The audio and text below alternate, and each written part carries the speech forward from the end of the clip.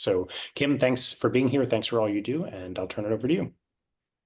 Well, hello, everybody. And yeah, I'm really excited that we can announce the new Master Aviator program. We've made a handful of enhancements that we can be a little bit more inclusive on people who truly are Master Aviators. But one of the things that we want to focus on is that, first of all, we need to fly these airplanes. The M-class airplanes are pretty demanding, and if you don't fly them, you really don't get to be very good at it. So fly your M-class. We want you to train with the best M-class instructors. And of course, you know about the MSIP and the Elevate program, which is just phenomenal. We had a couple dozen people that worked on that to make this really great for our members. And of course, we also want you to seek additional training. As someone who's been flying now for going like 53 years, it's lifetime learning. And you have to just keep training, whether it's in your M class, in other airplanes, or just for general concepts of aviation and pilotage. And of course, we'd like to encourage you to engage with safety efforts. We're always looking for quality volunteers that would like to participate and help push the M-class safety forward. And as I said earlier, lifelong learning. If you're going to be a pilot, learning the new things never stops. You can't know it all, so you just have to keep going. So let's take a look at the old program. The old program was really great because it encourages people to fly their airplane and to take other training, like we said, and it had a kind of a general progression that you would get initial training and a mid-year training, 100 hours, you can become an aviator and so on and so forth. But it was a fairly inflexible program, and it really did leave out a lot of people who are truly master aviators, but maybe didn't have a tailwheel endorsement, for instance. So what we decided that we would do is, rather than have individual, you have to do this kind of things, what we've done is we've moved it over to a point system. And so you're going to get different points, amounts of points for different things that you do. Now, some of these activities are going to be required. For instance, if you want to get any sort of award, you have to have had either an initial or a recurrent training during the previous 12 months, during the program year, which I'll explain in a minute. But also more activities are recognized. So we've added quite a few, which I'll show you in a minute. Some of these activities are also optional, but they add to the points total. So basically, you have to do certain things, then you're going to have to do some of these optional things to bring your points total up to where you can earn Aviator, Senior Aviator, or Master Aviator award. I mentioned the program year, and this is from August 16th, 2024, which was the day after the last cutoff for Master Aviator applications, to August 15th, 2025, which is this coming cutoff for Master Aviator. And that's so that we can, we as a committee can review your applications and determine your eligibility and prepare your awards to be presented at the convention. So when I mention program year, that's what I mean. And this is any activities that you accomplish between these dates are going to count toward your 2025 Master Aviator Award. So what are the things that are required? First of all, like I said, you have to have an initial or a recurrent training in the program year. And you also need to do some sort of mid-year training activity. You're going to have an instrument rating or an ATP. In the past, that wasn't required. But considering the performance of our airplane, the fact that we fly in the flight levels, and the type of missions that most of our members fly, you really and truly, to be a Master Aviator, you need to have an instrument rating and you need to be instrument current and proficient. You're going to have a minimum of 500 hours total time, and that's in all airplanes that you've flown. We're encouraging you to have at least one landing a month. So you need 12 or more landings in the program year, 6 instrument approaches, and at least a go-around. One of the things that we're seeing in some of the accident data is that people are botching up the go-around. And what's the best way to address this? And that is practice. You should be able to do a go-around just as competently as you can do an approach or even a VFR pattern. And then, of course, no accidents or incidents in the last 3 years, with exceptions, like there's the broken wing awards and such. So if you have one of these, please do reach out to us and we will discuss it. So to reach the aviator level, you need 100 hours in the M class total time, 100 hours in the M class in the program year, and 160 total points. And of course, all these things that are required that were mentioned in the previous slide. Senior aviator is, we expect a little more of you. 200 hours total time in the M class, 100 hours in the program year, and a second mid-year training or a specialty training, which again, I'll tell you what those are. 200 total points. And to be a master aviator, we need to have the same as the senior as far as a second mid-year training or another specialty training, one or more additional flight certificates, ratings, or endorsements. We want to see 300 hours in the M class, 100 in the program year, and 240 points. And then retention is kept in recognition for some of our master aviators who have a lot of experience. What we're looking for is similar to the new Master Aviator Award, but this can only be awarded to people who have more than 500 hours in an M class, but they can do it with only 50 hours in the program year. Still need the same number of points. So if they're not going to fly as much, we hope that they're doing other activities to keep themselves safe. And then we have these additional points you can earn.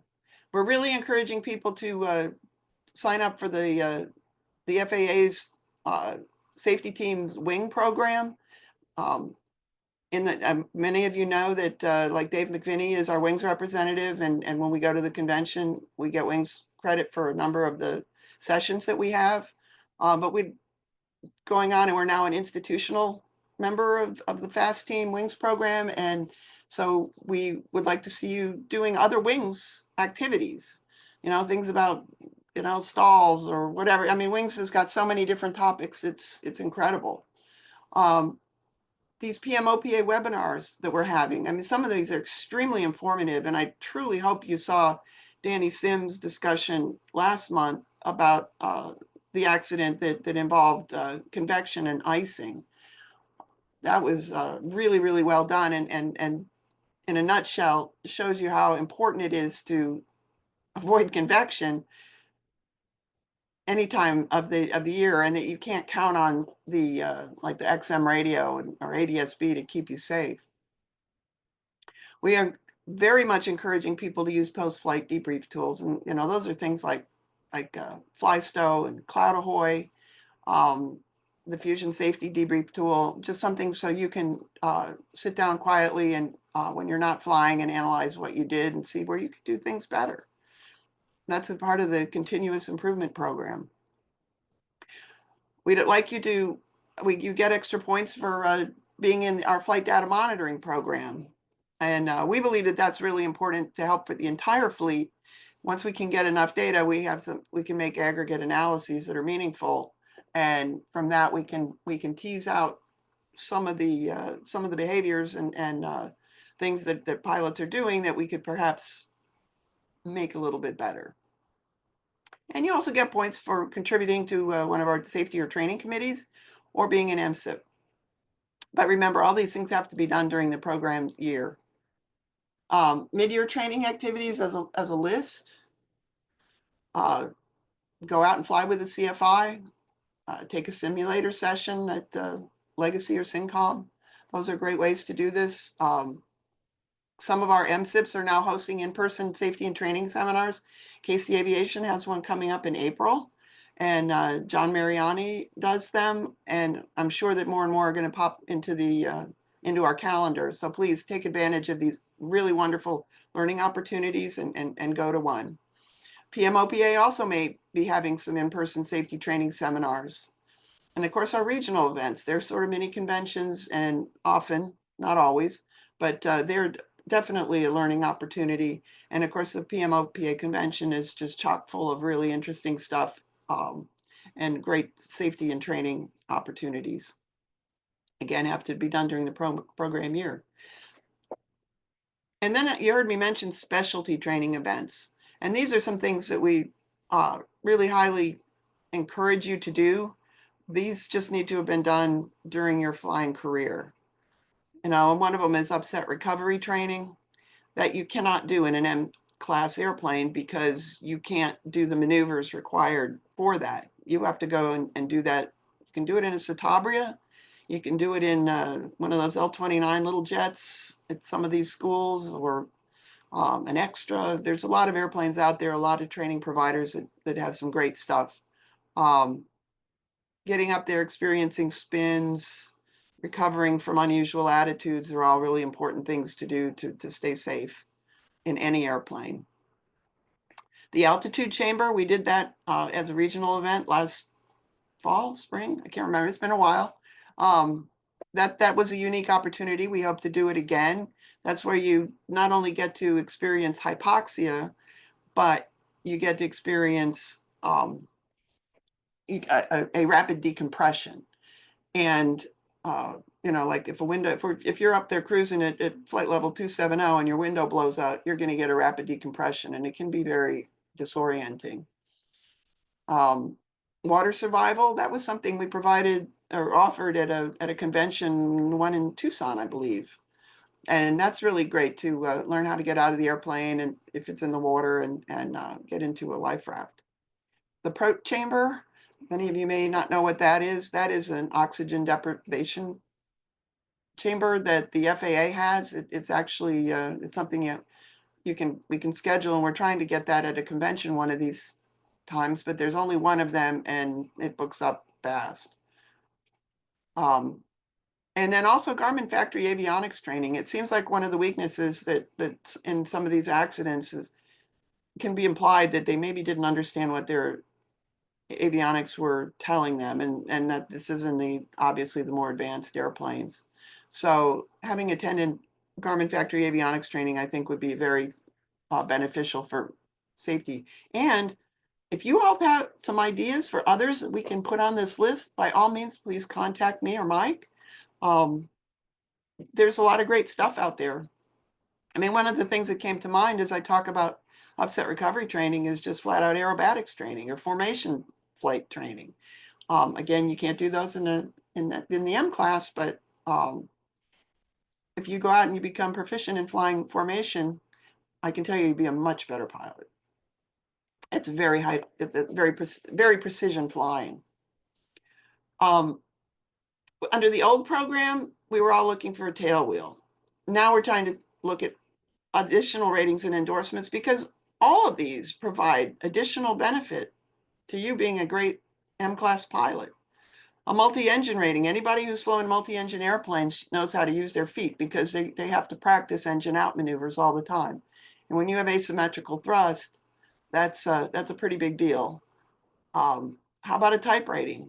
Type rating is a higher level of training than you're going to get in the M class. It has standards, and you actually have to pass it.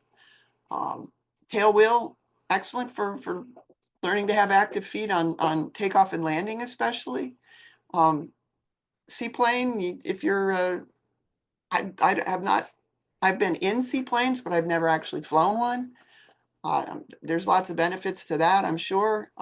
Helicopters, very active feet. I do have some time in a Huey, which is pretty cool. Probably about, I don't know, 10 hours or so.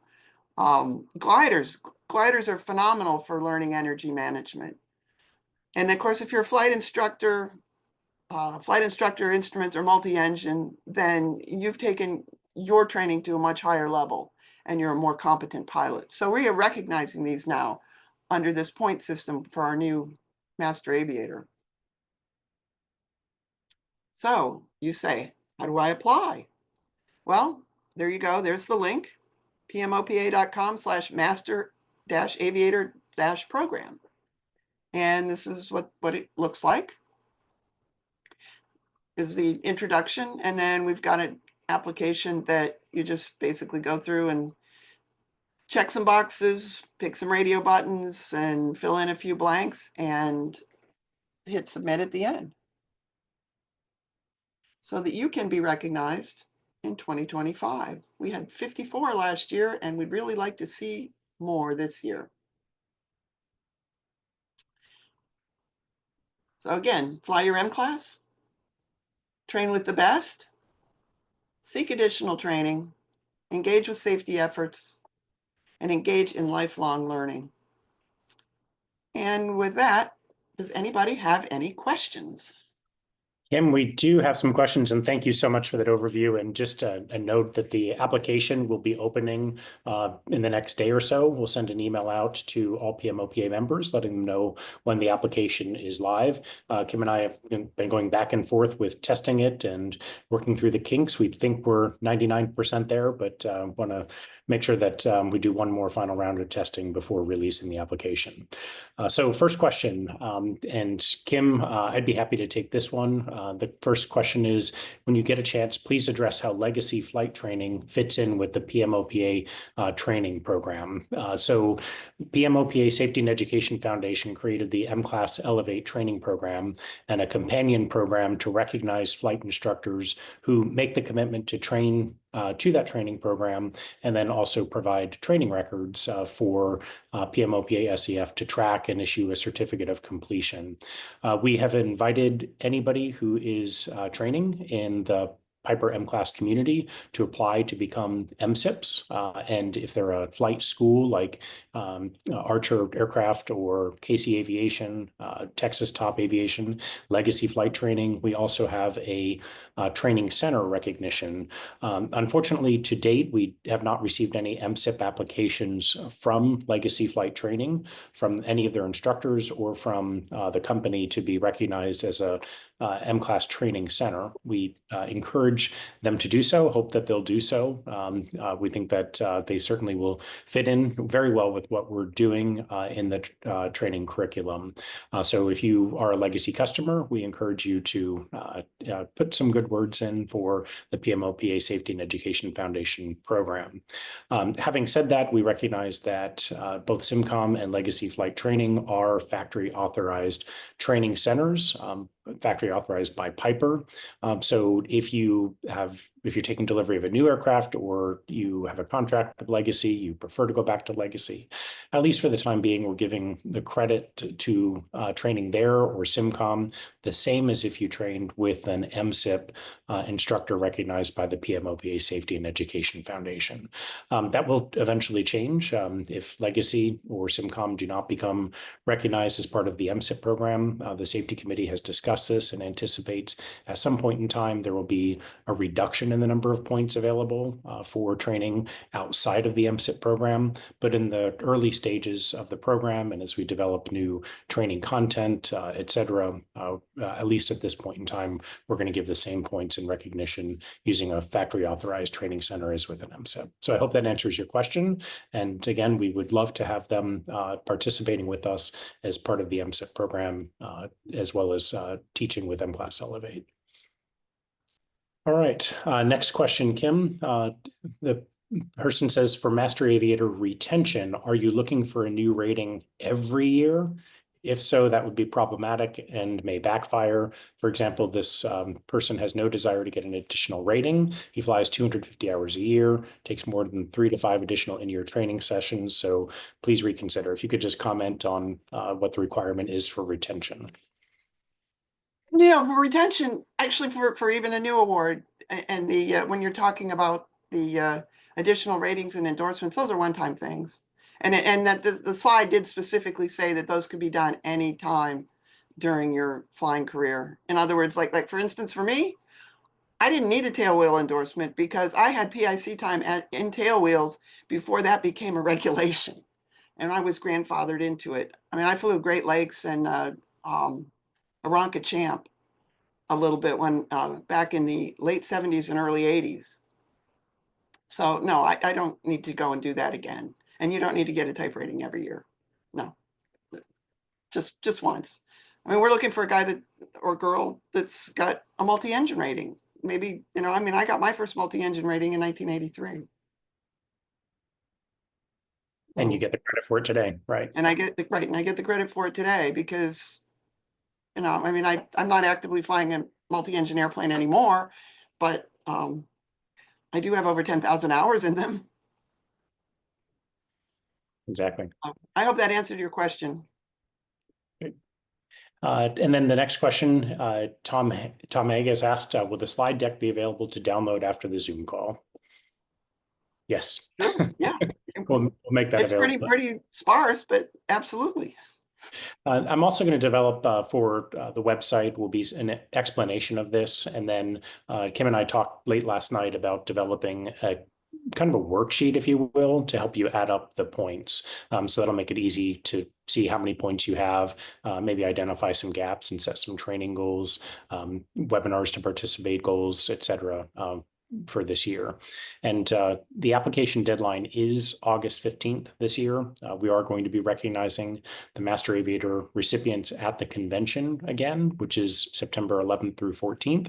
So we have a very, very short window to review all of the applications that come in, and we're hoping that we'll have over 100 coming in. So next question, Kim, wasn't an IPC a draft requirement? And they referred to an invite email. I'm not real clear on Yeah. that one, actually. Perhaps Scott could point that out. I didn't send any invite email. I might have to defer that to you, Mike.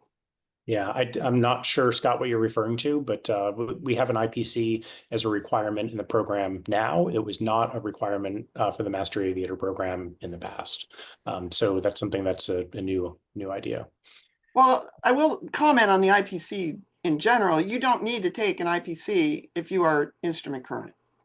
I mean, that's the federal air regulation, and that's fine. So in theory, the IPC is not an actual requirement for the award. You don't have to have taken it, but you do have to have had flown instrument approaches. So and have an instrument rating. So if you do to get the IPC and the flight review, then those are extra points towards your total. Thanks for that clarification. Yeah, that's exactly right. So the application asks if you've flown a certain number of approaches, asks if you have an instrument rating, but does not ask about an IPC. Thanks for that. Heather asks, how will the points add up? And I think the answer to that is the worksheet will help with that. You'll get points for certain items, and that's all very scalable and individual and flexible based on your flying experience and what you'd like to do for additional training. So the points will add up to a total amount, and that's 160 required for the Aviator, 200 for Master Aviator, or 240 for 200 for Senior Aviator and 240 for Master Aviator or Master Aviator retention. Did we want to run through a sample of that? Yeah. Why don't you, if you want to, if you want to pull up the application. Okay. I had it up and it seems to have. What's the next question? Can you make these materials available? And the answer is yes. We'll have this presentation, PowerPoint available, and we also have this webinar recorded. So we'll have the recording available if you would like to go back and reference it. All right. Do you want me to, I'll share here. Let me pop this out.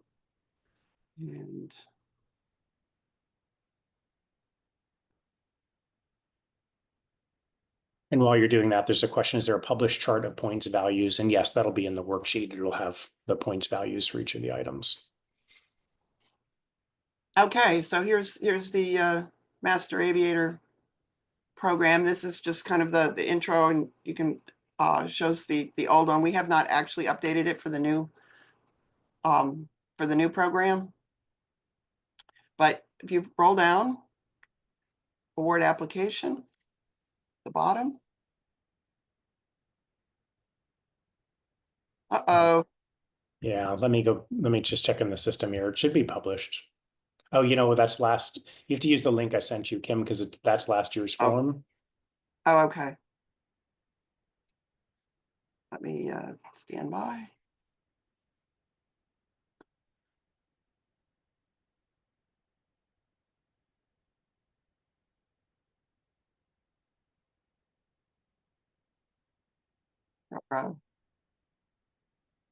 Is it?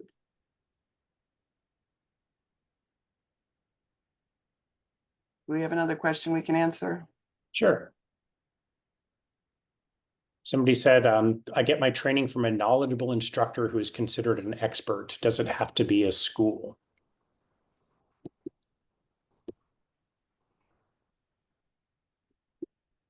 And I think the answer to that question is we give credit for training from anybody who is qualified to teach in a PA-46 aircraft.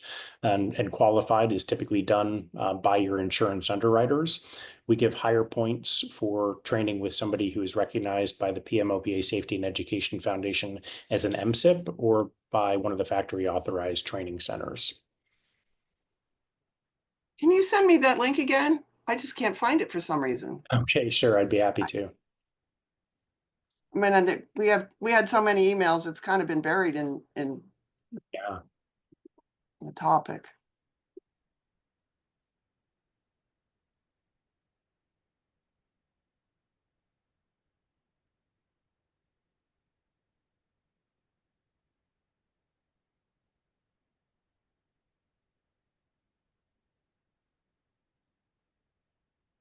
Okay, it's on its way to you, Kim. All right, well, here's the published, we can answer this other question too. If you're going to reduce the points for legacy, we're not. Whether you go to a M-class elevator, you go to legacy or SimCog, you get the exact same points. So that's already been thought through. Today, in the future, we did talk about reducing in the future after the M-Class Elevate training and MSIP program's been out for a couple of years. The intent is for everybody to be working off of that same training program. Yes, but for right now, it's not. So, Okay. yeah. And that kind of goes into this, currently my insurer does not approve of anyone other than Legacy. Legacy's fine. Yeah, exactly. And the comment above, the person said that we need to get insurance companies to improve the instructors. And I've met with several insurance underwriters, and the insurance underwriters that we've met with are very excited about what we're doing. And there's strong interest in using the list of PMOPA SEF MSIPs as their list of approved instructors.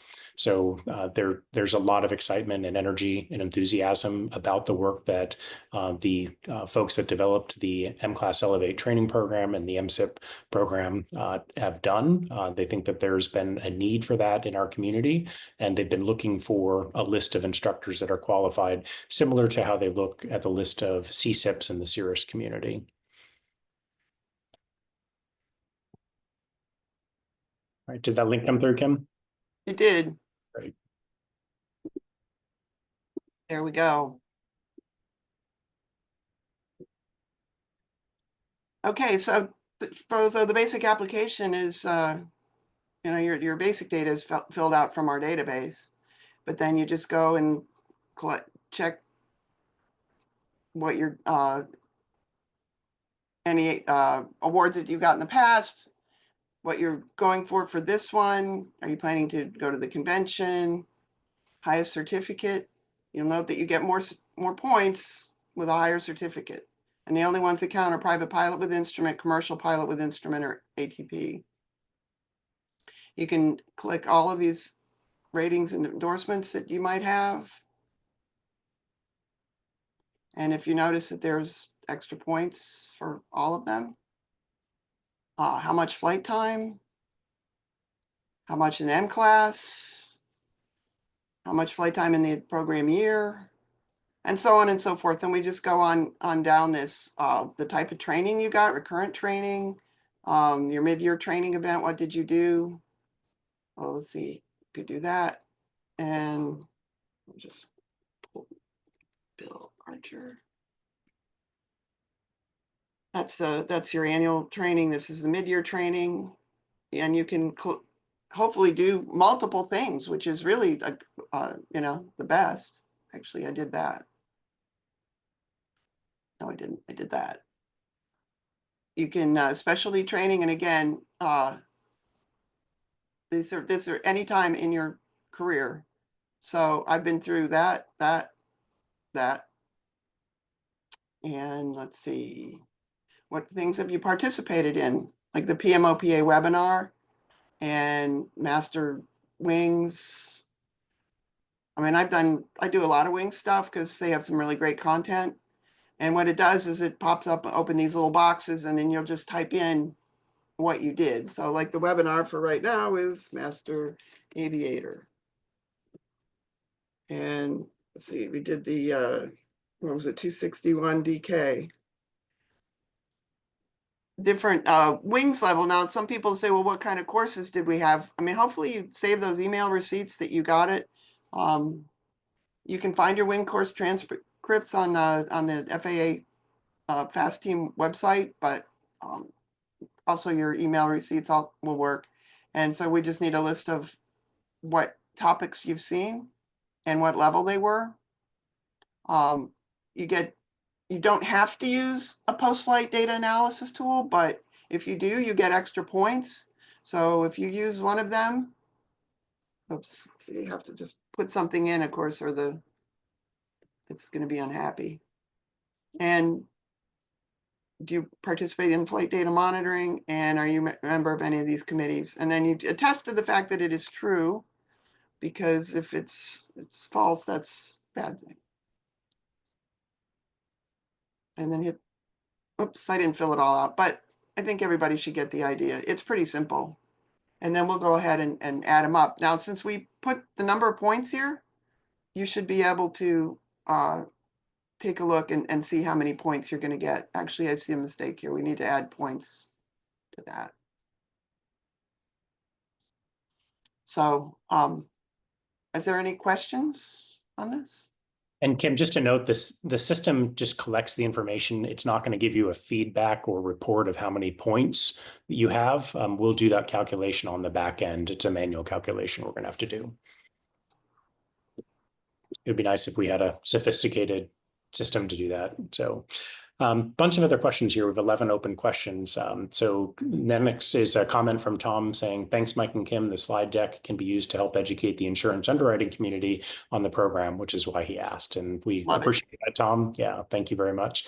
Happy to educate them on what we're doing. And we'd love their feedback as well. You know, if there are things that the safety committee looked at one way, the underwriting community looks at a different way, we'd love to have a conversation about that. Next question from Nicholas is, thank you for the Aviator certificate. Does a pair of wings come with that? We had wings a few years ago.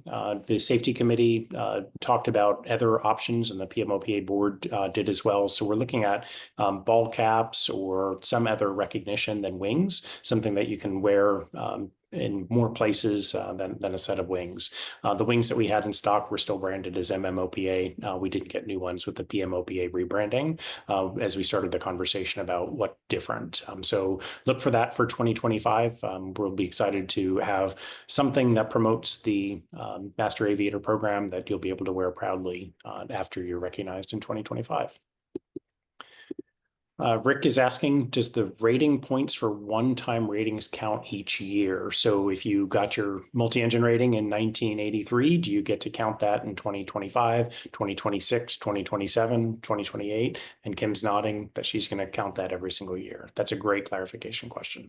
So yes.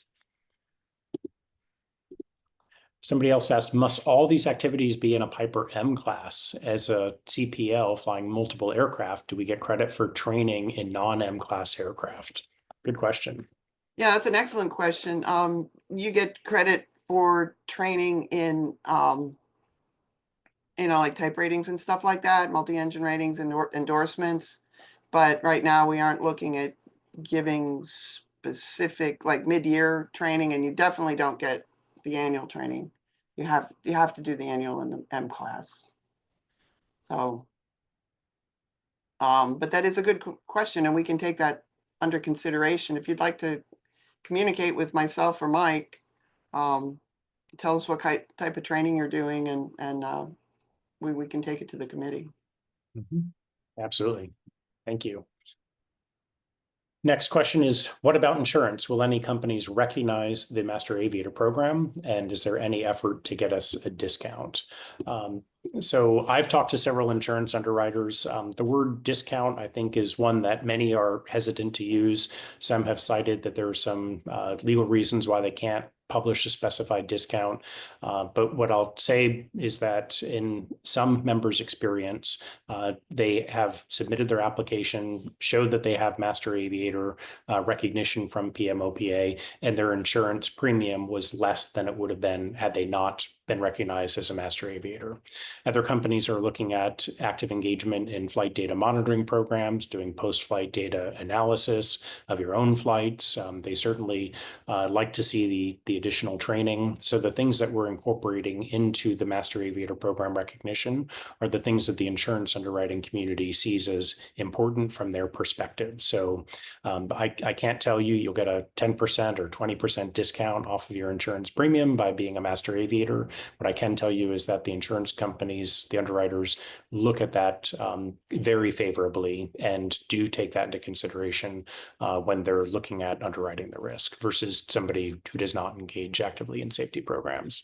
And I know that there are some insurance underwriters on this webinar. If you wanted to speak up and put a comment in, agreeing or disagreeing with me, I'd welcome that as well.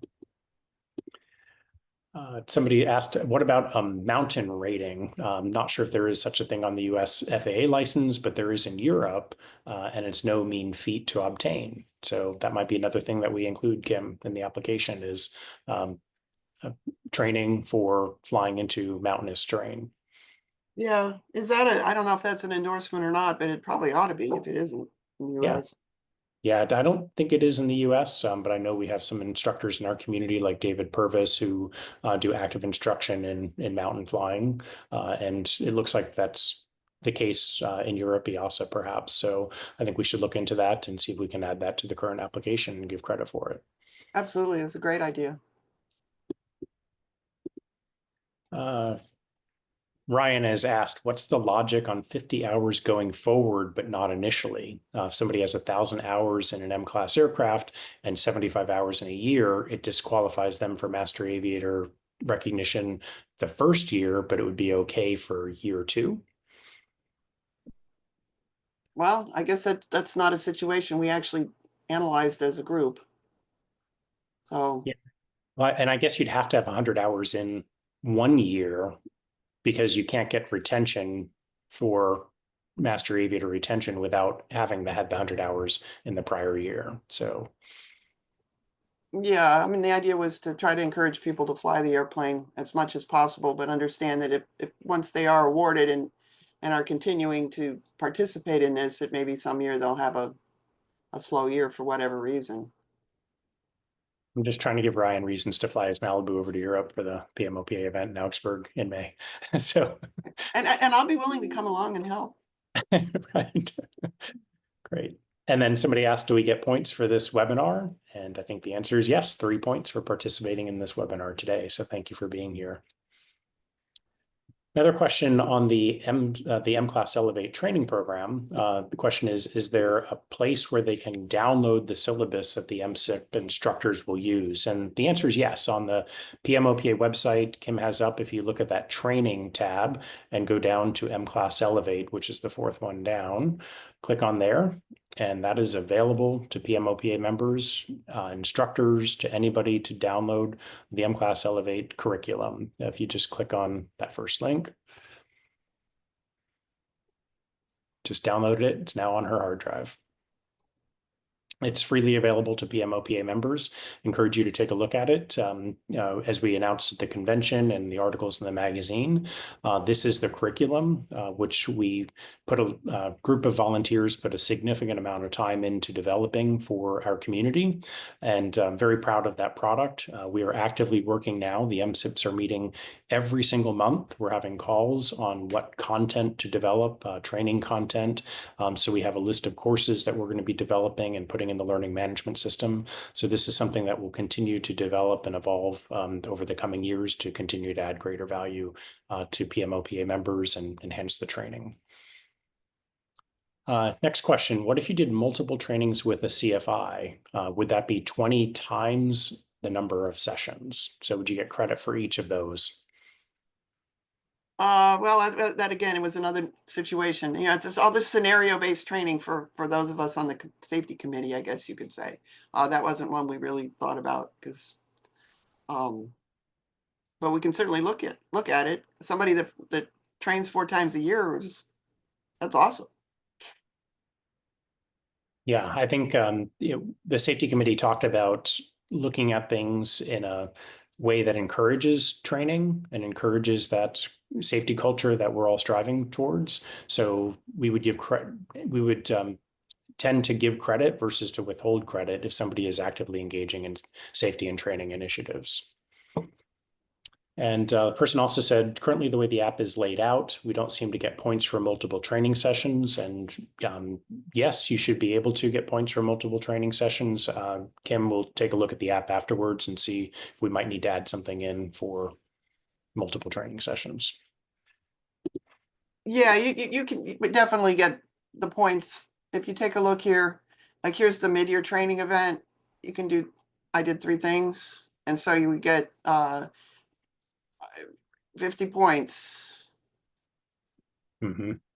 But So if they did 3 trainings in aircraft, they can't check that 3 times and get 60 points for that. No. Right. Let's take a look at that offline. Scott asked if the Wings webinars need to be M-Class specific for credit. No. Any topic of interest to you? Yes. These are great questions. Thank you all so much. Really appreciate it. Next question regarding type rating. Somebody has an SIC rating in the Mustang. Does that count? Yeah, doesn't count any place other than the United States, but it counts. We'll take it. Somebody is asking if they would get points for winning the Women's Air Race Classic. Congratulations.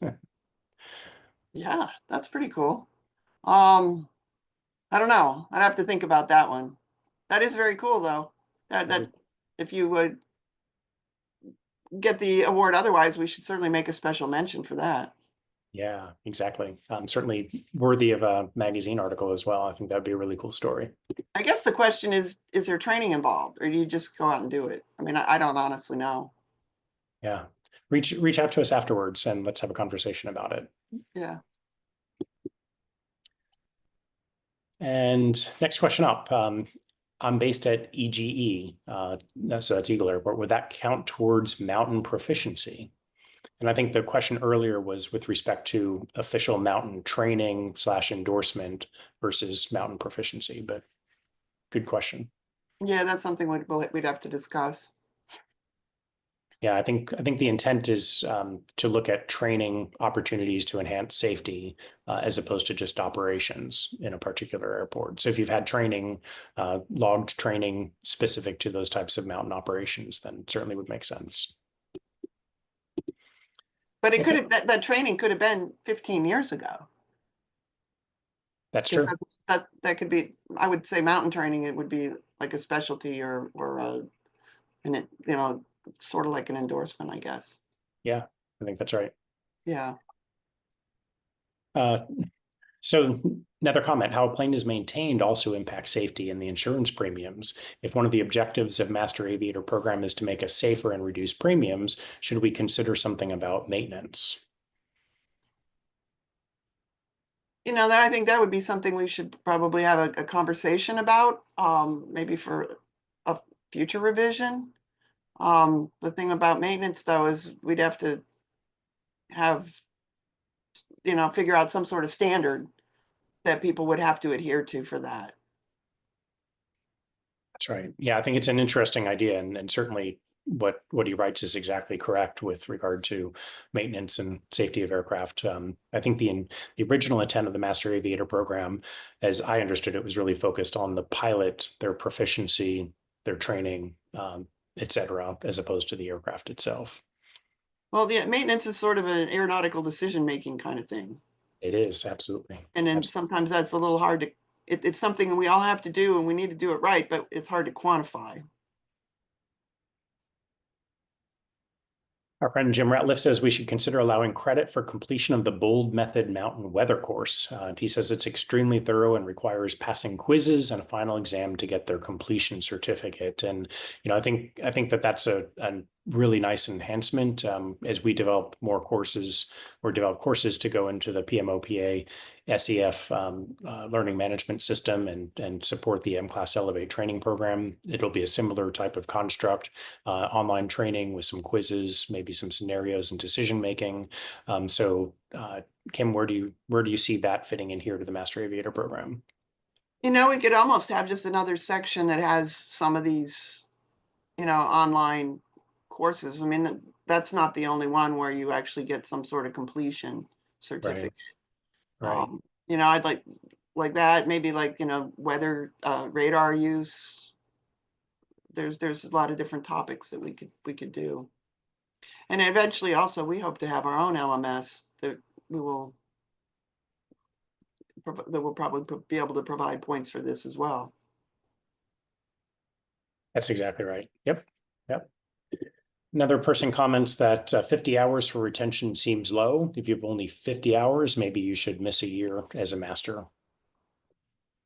We actually did discuss that. That's why to do the master retention, you have to have at least 500 hours in the airplane to get that. Like, for instance, I was master last year, but I only have 320 hours in the M class. So I would not be able to get retention with 50 hours. It's only eligible for people who actually do have significant time in the airplane.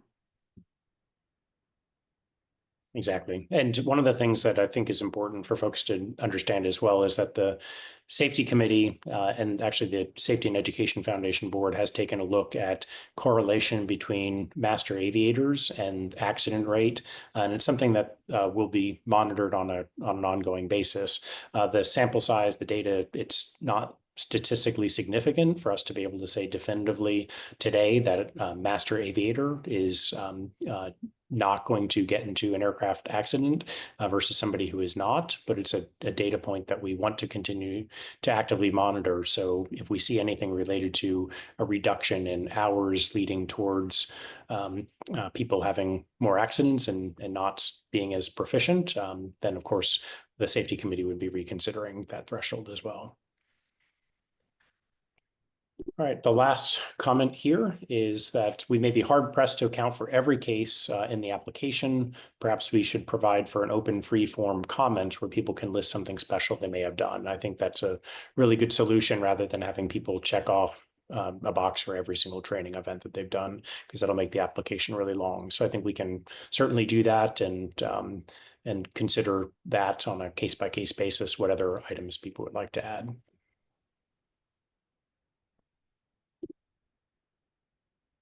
Okay, that was a really fantastic engagement and dialogue. Yes, okay. So last question that came in is, could you restate what is the program year? And yes, it is from August 16th, 2024 through August 15th, 2025.